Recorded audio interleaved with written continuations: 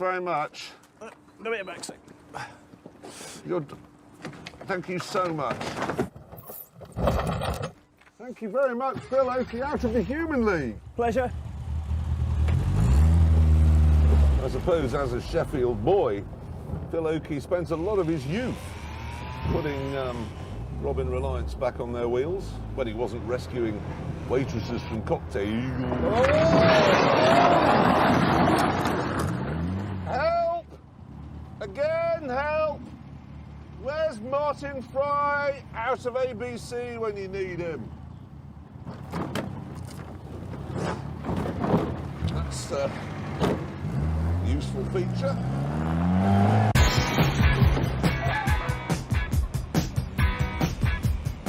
In the early days, the Robin had a 750cc engine. With 32 brake horsepower on tap, 0 to 50 took 22 seconds. 0 to 60 wasn't really possible.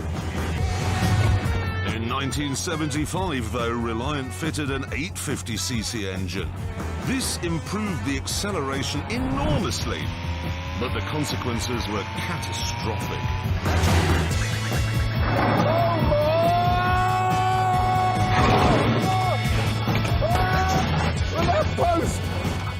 The big engine increased the top speed too. It would now do 85, and that was catastrophic as well. No, not again. Oh no. I'm 50 years old. I'm on my side on a street in Sheffield. Oh, is that the sound of somebody? Hello? Peter Stringfellow. Were you just walking by, or? Oh, nearly. Yes. Thank you so much, Peter Stringfellow, out of lap dancing clubs. My pleasure. Really, I can't thank you enough.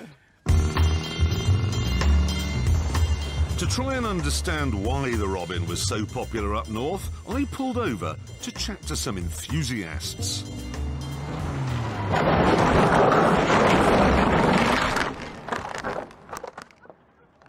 How do you drive a Reliant? Straight lines. You don't go around roundabouts. You get to it and you see where you're coming off and you go straight across. Right. Try to avoid hill in middle. Right. I can't. Cement on passenger seat helps. Cement? Yeah, sack of cement on passenger seat helps balance it. Why do you think Reliant owners have big toolboxes? To weigh it down. I was going to say, your teeth. Did you lose these in a Reliant accident? You did, didn't you? Why do you think, everybody, Reliants were so popular in North? A lot of miners used them. Yeah, but why? Because they were more expensive than Minis. No, because a lot of miners originally started with motorbikes and they didn't have a full driving licence. So to get out at weather in winter when it were absolutely siling it down, they bought a Reliant. So it was just because miners didn't have a driving licence? Some of them, but other ones, that also in winter, with them being light, you'll get your normal car stuck in snow or whatever. These just simply glide over the top of it. Until you get to a corner. Well, as long as you live somewhere with a straight line to the pit.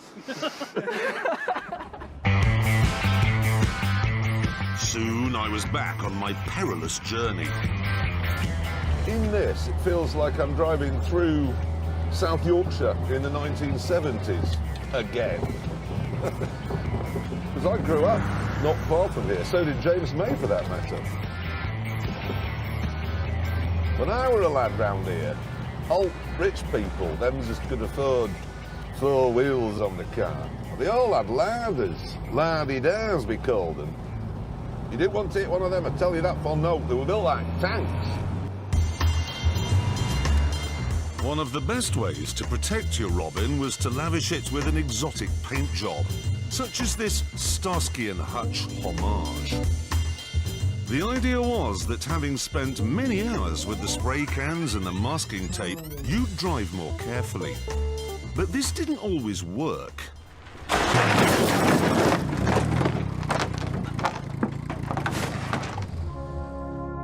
It really is a wonder how anyone in the North survived the 1970s. Of course, A lot didn't. In 1971, the population of Sheffield was 573,000. Since then, it's dropped to just 513,000. Some of the lost 60,000 moved down south, of course, but many, many, many more were wiped out by their three-wheelers. Today, of course, most of the robins are gone and people up here drive Kias and Hyundais instead. And this means the local TV news channel has to think of things other than Reliant crashes to put in its bulletins.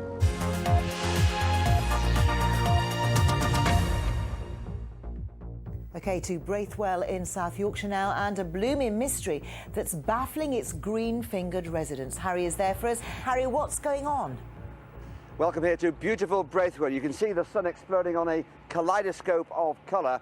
And I have to say, there's been a real area of controversy here because over the last few days, my God! Are you all right, sir? Are you all right? Yeah, I'm getting used to it now, thanks. Oh. Thanks Right. very much. If you could just put me back on the wheels.